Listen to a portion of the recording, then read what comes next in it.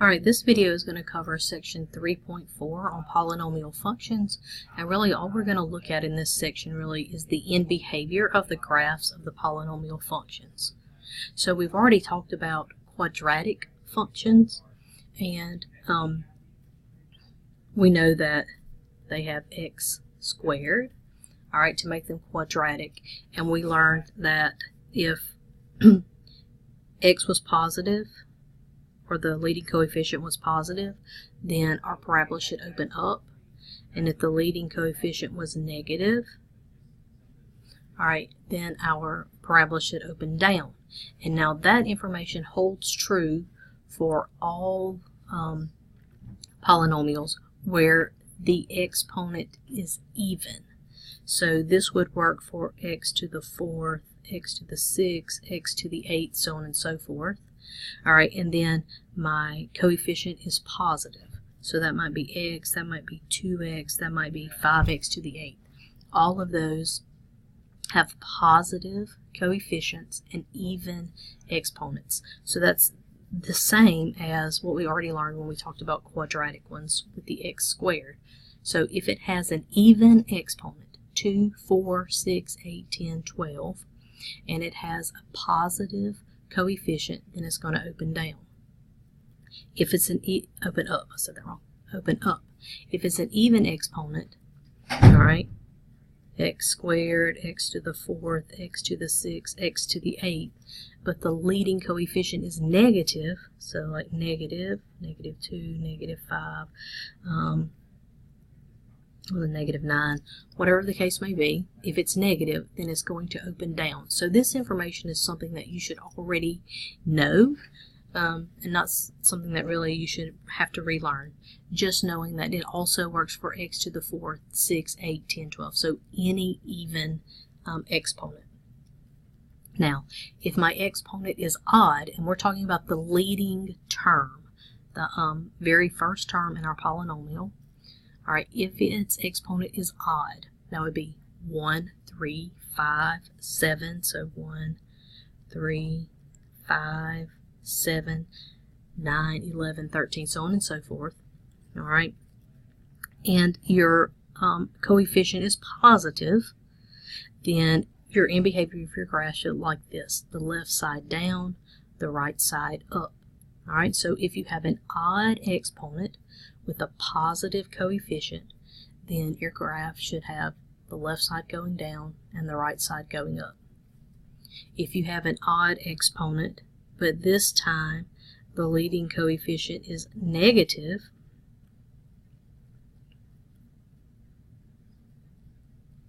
alright, then the left side of your graph should be going up and the right side down. So you should already know these two. If it's even, the ends go up in the same direction, or either down.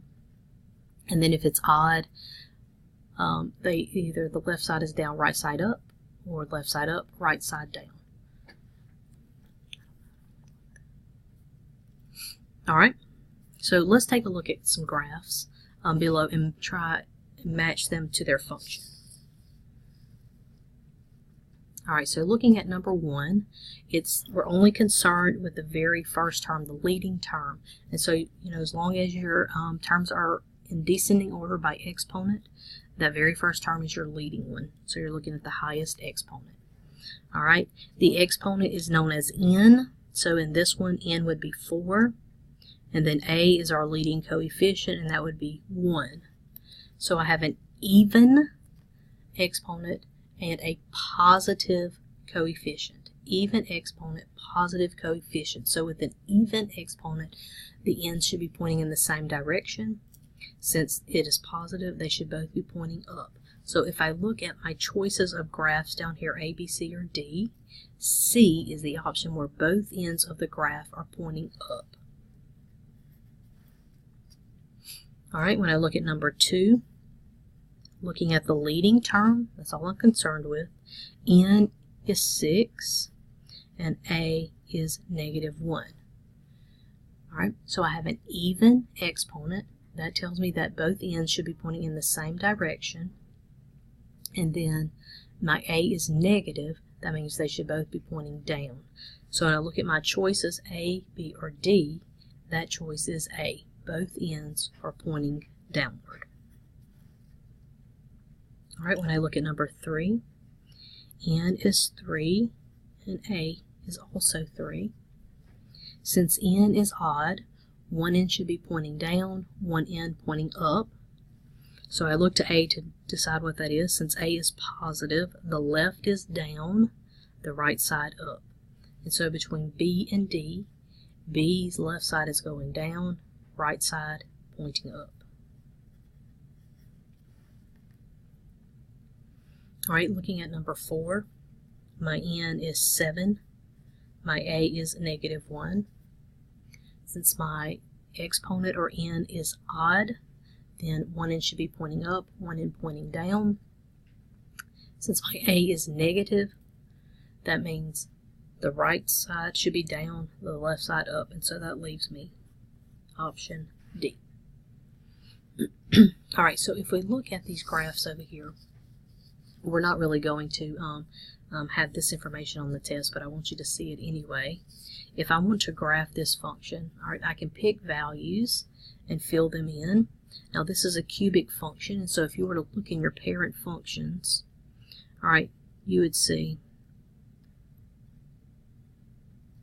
all right, that it was like this. All right, and that, after what we just talked about, you should see that N is 3 or odd, and A is 1. So my N should be pointing in opposite directions. The left side down, and the right side up. And you can pick values to get exactly an exact graph. This is more of just a sketch. All right, in this one, N is also odd, and my A is negative. So in this one, the right side should be going down and the left side going up. And you can pick values for X and fill it in and find the exact Y values and get you an exact graph. All right, for X to the 4th, my N is an even number and my A is positive, so both ends should be pointing upward. All right, and it should look something like that.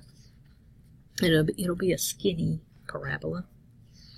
All right, and here my N is even, but my A is odd, and on both of these I can pick values, fill them in, and get the exact points where my graph should go. But just based on the information that we did over here, these are just quick sketches of the graph. So on letter D, they both should be pointing down. For the test, this is the information I'm going to be wanting, and I'm going to ask you to draw the end behavior. All right, so make sure that you know the end behavior and you're able to draw it, and it'll just be something, a sketch like one of these 4.